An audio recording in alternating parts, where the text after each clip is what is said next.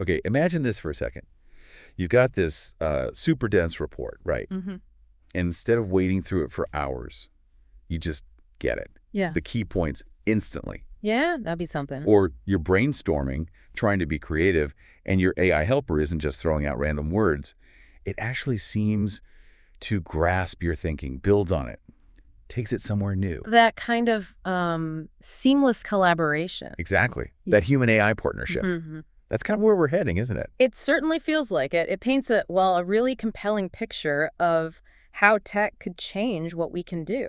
And that's exactly what we're digging into in this deep dive. We're looking at this convergence, this meeting point between human augmentation, Right, the tech enhancing our own ability. physical, mental, social, you name it, Yeah. and generative AI, those, incredibly smart AI models that create new stuff. One's generating text, images, code. Yeah. So we're using this document, Human Augmentation and Generative AI, Synergies, Challenges, and Strategic Directions, as our guide. Trying to pull out the really important insights for you, the listener. Our mission really is to get our heads around the potential benefits, yes, but also the big challenges and maybe the strategic thinking we need as these two fields merge. It's a super dynamic area, developing so fast. Understanding the details, the nuances is going to be vital going forward. Definitely. Maybe we should just quickly define what we mean by these terms first. Human augmentation and Gen AI, just to be clear. Good idea. So human augmentation, or HA, Yeah. the document basically says it's using tech to push past our natural human limits. Right, not just fixing things, but enhancing. Exactly. It's about enhancing. The Mhm. source mentions things like integrated devices for better physical ability or cognitive tools for everyday tasks. It's about extending human potential, really. Okay. Supercharging us, maybe. That's a good way to think about it, extending potential. And then there's generative AI, Gen AI. Right. These are the AI models that can remarkably create original content. They learn patterns from just vast amounts of data. Unbelievably that. Yeah, and they use that to generate text, images, music, code, you name it. And they're getting, really sophisticated at understanding and using language. They're not just repeating things, they're actually creating. In a way, yes. Learning the underlying structures and then generating novel combinations. So when you put HA and Gen AI together, that's where things get really interesting. That synergy. Precisely. It's not just, say, a smarter prosthetic limb. It's that limb learning from you, adapting, maybe even anticipating, powered by AI. Or like you said, not just AI drafting an email, but helping you think through the argument, finding new angles, a real intellectual boost. Exactly. AI becomes this incredibly flexible tool amplifying what humans can do across so many different areas. The document, Table 2, specifically lays out some of these potential benefits, these synergies. What jumps out at you first?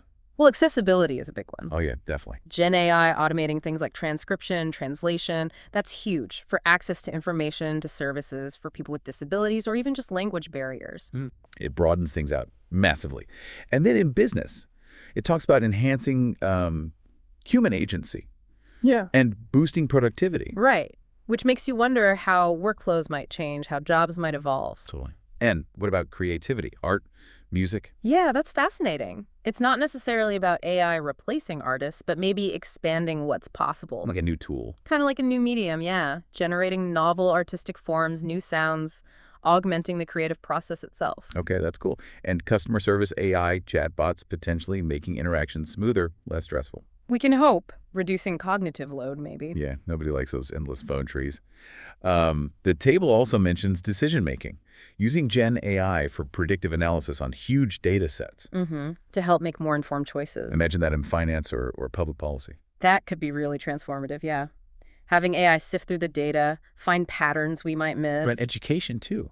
Personalized learning. Adaptive learning, right. Yeah. Tailoring feedback, maybe even generating custom learning materials. Making learning more effective, more engaging, perhaps. That's the hope. And it touches so many other areas, too. Language processing getting more efficient. Learning and self-improving, maybe reducing teacher workload, too. Potentially. And medicine personalized prevention, better access to treatments. Wow. Even mental health and well-being therapeutic chatbots. Yeah, offering support, personalized recommendations, maybe taking some pressure off human professionals. It's a really wide scope of possibilities. It really is. And product design, too. Integrating human input with AI generation to restore or enhance abilities. So overall, the picture is Well, more efficiency, more creativity, better decisions, greater access. It sounds amazing. It does, and it's a big but, Yeah. with all that potential comes some pretty significant challenges. The document is clear on that too. Right. It's not all smooth sailing. Yeah. That same table, too, highlights the hurdles, like back to accessibility. Mm-hmm. While AI translation is good, it mentions errors and complex stuff and missing cultural nuances. That's a key point. Context is hard. AI learns from data, and data can lack that deep cultural understanding. So it's not a perfect replacement. Not yet, anyway. And in business, you've got concerns about, well, biases baked into the AI. From the training data. Often, yeah. Or cultural biases in the generated content itself. Plus, this perception issue, does AI work feel authentic? Good question. Does it lack a certain spark? And in customer service, can an AI really show genuine empathy? Or even understand it properly? That's a major challenge, discerning real emotional response from programmed responses. And for decision-making, the risk of imprecise answers or even AI hallucinations. Right, where the AI just makes stuff up. That's a known issue. Which could be dangerous if you're relying on it for important decisions. Absolutely. Plus, the risk of biased data leading to biased outputs, especially if the user isn't an expert who can spot the flaws. Okay. And in design, dependence on existing data could lead to boring designs. Homogenization? That's the concern, yeah. AI might just replicate existing styles rather than innovate radically. And education has big ones too. Reliability of AI-generated info. Trustworthiness, yeah. Transparency, how does the AI even work? And of course, huge privacy and data security concerns. Especially with student data. That's critical. Absolutely. And language processing still struggles with subtlety, apparently. In learning, besides context, there's the worry about over-reliance. Becoming too dependent, losing critical thinking skills. Exactly. It's a balancing act. Tech should help, not hinder fundamental skills. Makes sense. And in fields like medicine, well, the stakes are just so high. Incredibly high.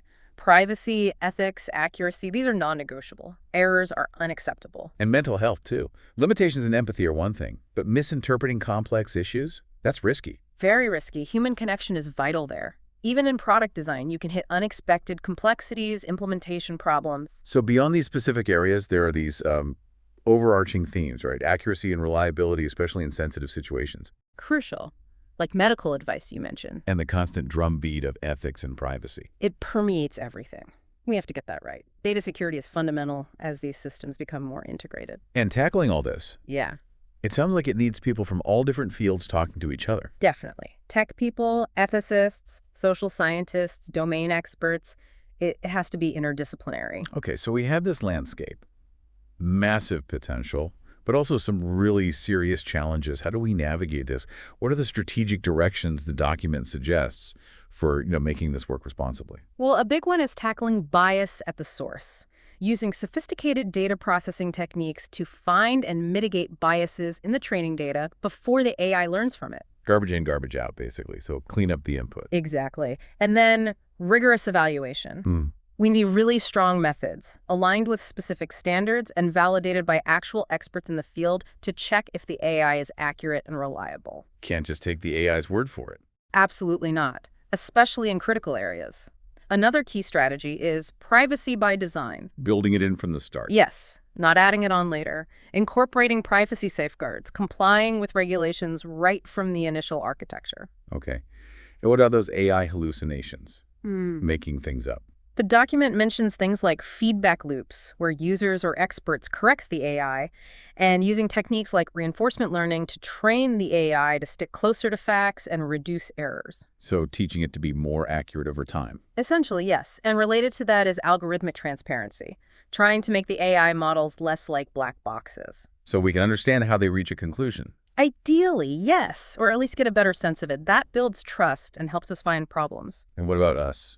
People. Education and training are vital. We all need to learn how to work effectively with these tools, understand what they can and can't do, adapt our own skills. Preparing for a future of human AI teams. That's the idea. And underpinning all of this, really, is the need for clear ethical guidelines and sensible regulations. Setting the rules of the road. Exactly, to make sure these powerful technologies are used for good, for benefit, and the risks are managed. So wrapping this up, it's clear we're looking at something potentially transformative with this HA and Gen AI combination. Huge potential, yeah. enhancing abilities, solving problems, accessibility, creativity. The list is long.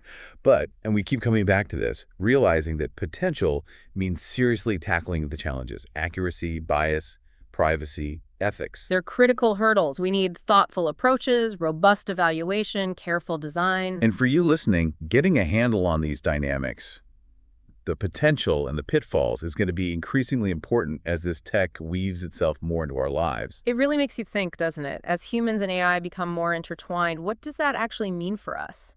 For what it means to be human? That's a big question. It is, and maybe the most important one is, how do we ensure these incredibly powerful tools genuinely augment human potential in a way that's fair, equitable, and ultimately positive for everyone? That's the conversation we need to keep having.